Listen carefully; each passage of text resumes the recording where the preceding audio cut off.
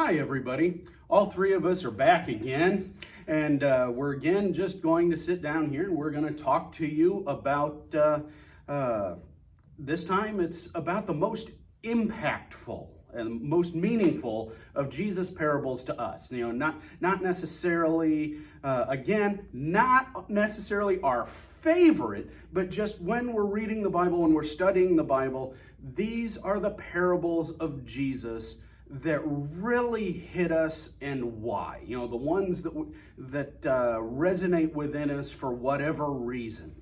So Preston, why don't you go ahead and start off? All right, well, I'm always stuck between two.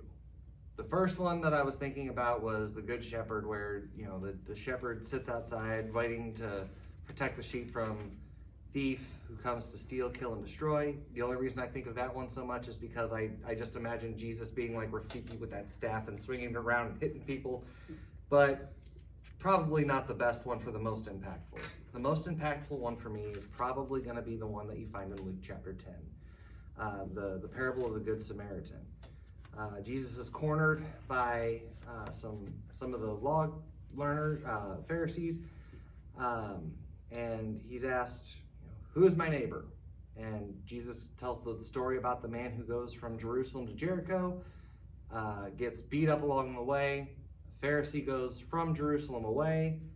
Was a Levite also. Same story. They're not going to do any priestly duties. It's not like they've got to stay super clean at this point. They could have helped the guy, but they didn't. And then somebody comes along who you would have thought a Jerusalem man and a Samaritan were enemies, but the Samaritan stayed, did what needed to be done, helped take care of the guy. And to me right now, that is a huge thing to keep in mind. You might see somebody who you think is your enemy in the tense times that we have right now, and we still need to show mercy to those people.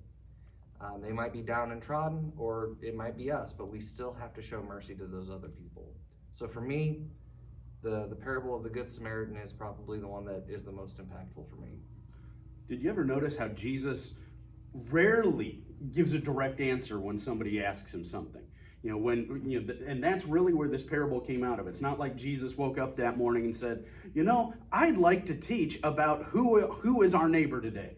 Instead, he's talking to Pharisees, and the guy wants to justify himself. He's, well, who's my neighbor? Right.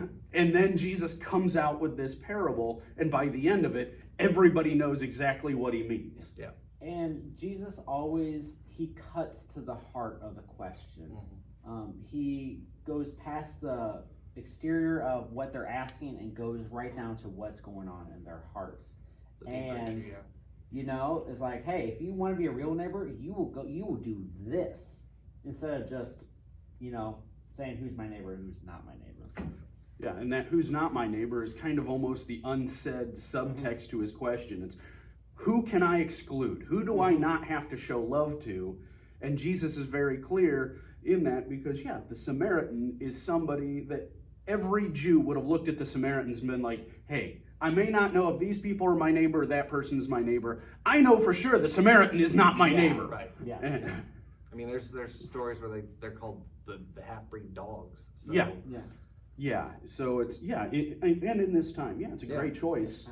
Because, a lot of Christians are getting caught up in the political tribalism and that sort of thing out there.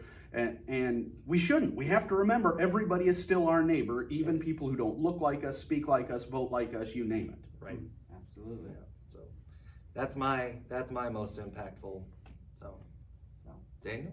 Well, truthfully, the parable that I chose, for the longest time, I never understood it. And it was always a very dark story, in my opinion, a really dark parable. But that's because I never studied it out or had it explained to me. It's the parable in Matthew 22 of the wedding feast. Whenever Jesus tells the story of a king who's throwing a wedding feast in honor of his son, and he sends out servants to share the good news of this feast, and people reject it. People reject the invitation, the message that the king is sending out. They even kill the servants, which we see happening in the Old Testament. That's an allusion to the Old Testament. And then we see that the king holds the feast. He gives the wedding guests garments to wear, and yet there's one guest who doesn't wear the garments, and then he's thrown out. And I have never understood, why is that guy thrown out? The reason it's impactful for me, and the reason I appreciate this story, is because that the wedding garments represents righteousness, the goodness. It's not our own goodness that we rely on. It's the righteousness that God gives us through Christ Jesus. And after like studying out and getting deeper into what it actually means, it's a beautiful story, because I don't have to worry about being good enough, because God gives us his own righteousness and it covers over us. We're not relying on ourselves. And it's also a warning, because, hey, you might look like a Christian, but are you relying on Christ's righteousness or your own righteousness? So it's a warning also. So a warning against rejecting the message, and a warning against rejecting what God is offering through Christ. It's a lot, I know. So that's a really good parable to touch on too. I think that ties in really well with what you've been doing on Monday nights, where a lot of people on this video series are being asked, what is truth? And so many people are, truth is whatever you want it to be, truth is whatever, blah, blah, blah. No, truth is empirical and proven time after time, and so many people still reject it. So even though we have the truth, even though we've got the scriptures, and we've got all of this information that points us towards God, people still reject it. Yeah. Now, granted, we're not getting stoned right now. We're not getting rocks thrown at us. We're not being put in jail or anything in America. Yeah. That's stuff. But people are still rejecting it, and it's just crazy that even back when Jesus was around, and it's still an issue today. It is one of those weird parables, because normally you'd think, well, isn't God welcoming? Doesn't God want everybody with us? But the thing is, yes, God's inviting all of these people to come in, but you still have to choose to come. And then having come, there's still yet other things that are required. It's not a matter of, why would God, condemn people? Doesn't God want to have mercy? Well, the question is, how are you going to respond to it? Yeah. He's already given you the gift. Why are you asking for more gifts? Yeah. Jesus said he's the way, the truth, and the life. He's one way.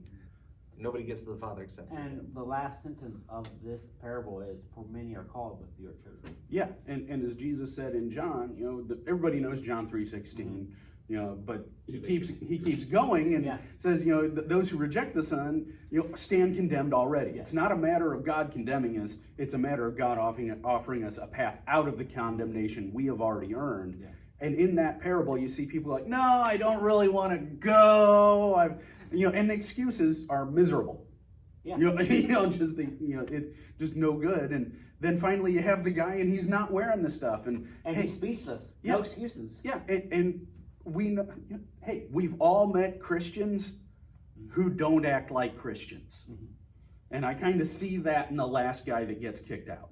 The ones they know better. Tree by its fruit. Yeah, exactly.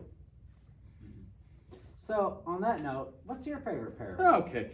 Well, I thought about this just in case you'd ask. Good. I'm happy to hear that. Favorite or most impactful? Most impactful, yes. Oh, yes, sorry. Yeah, sorry. Bad Daniel. I know, right? Bad Daniel. I get tongue-tied sometimes. The one that really has meaning to me, and like Preston, I was caught between two. It's easy to whittle it down to just a couple, but that last choice is rough. And for me, the one I did not choose was the prodigal son. That one does mean a lot to me. And as I thought about it, I thought, that's not the one I want to choose for this, but I think I'll probably have to do another video devotion on it later. I was going to say, when I was getting ready for mine, Elizabeth was actually saying hers was the prodigal son. So yeah, it's a good one. It's a good one. It's a classic, but for me, it took second slot to the parable of the sower. Parable of the sower is found in all three of the synoptic gospels. It's in Matthew 13, Mark 4, and Luke 8.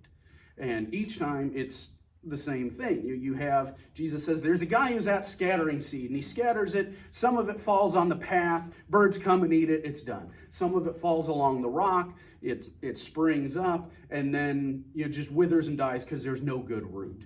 And then some of it is scattered among weeds or thorns, and it grows up, but then it gets choked. And then he says some gets scattered into good soil, and it produces 10 or 100-fold. Mm-hmm.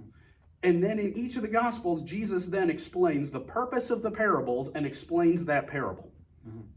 So it's kind of interesting to me that it's always linked to that explanation of the parable, where Jesus essentially says, I teach in parables so the people who want to get it will get it. The people who don't want to get it won't get it. Mm-hmm. And that's really what he means when he says, he who has ears to hear, let him hear. Mm-hmm. Because we've all dealt with people on a number of topics where they flat didn't want to get it. Mm-hmm.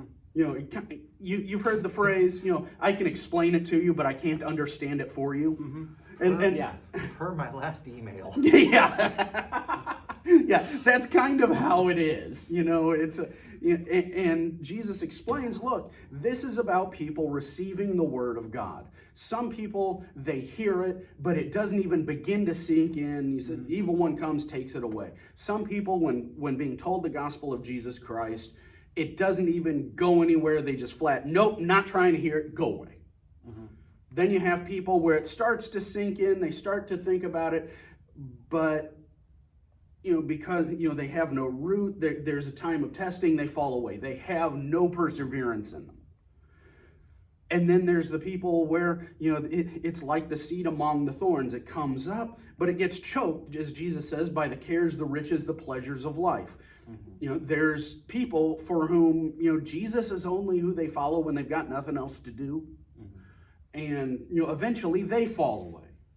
And then there's the ones who really take it, cultivate it, believe it, act on it, grow in it, and they're the really fruitful ones. And the reason why this parable is so meaningful to me, it really became meaningful for me in ministry because I know each of these people. Mm-hmm. Each of this type of seed, if you've been in ministry for any serious length of time, absolutely, names are attached to these seeds. Yes. I've met them. I've tried to work with them. And it kind of hurts when I read this. Mm-hmm. Like a sad song that just hurts you just so good. It's kind of like that to me.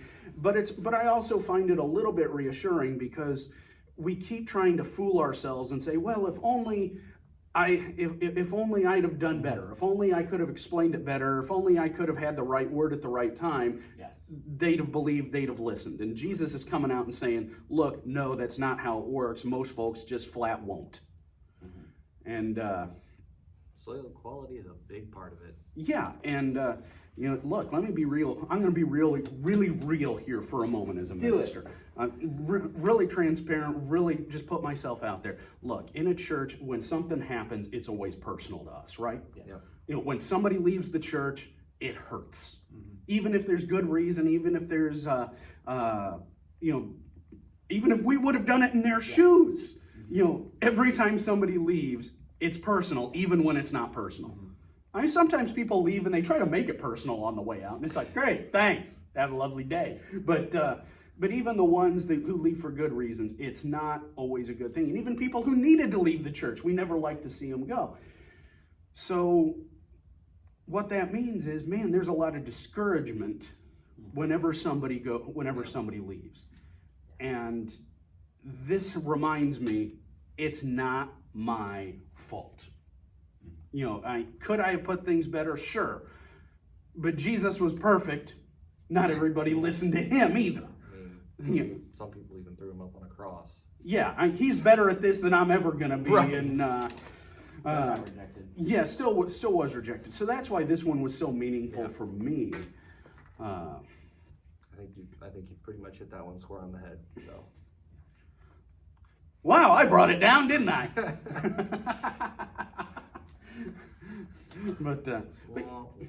But yeah, when we're studying the Bible and we see these parables of Jesus, sometimes they hit us different for different reasons. Yep.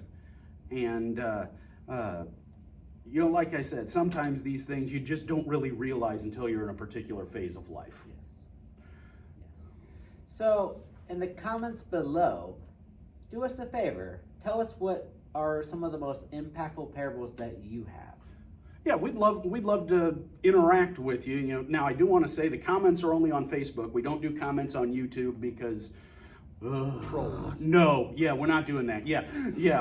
So you know, if you're watching this on YouTube, head over to our Facebook page and you know, join in the conversation there on this. But yeah, we'd love to hear what you think We would. Absolutely. because I know you've got your favorite parables too. Absolutely. It'd be kind of boring if we all had the same favorite. Yeah. Or most impactful. Yeah. Yes, most meaningful. Most meaningful. Bad ministers. Bad ministers. Yes, most meaningful. Join in the conversation. What is the most meaningful parable for you as well? Just put it in the comments and we'll talk to you about it. That'd be great. And we hope to see you Sunday. Have a great week. God bless.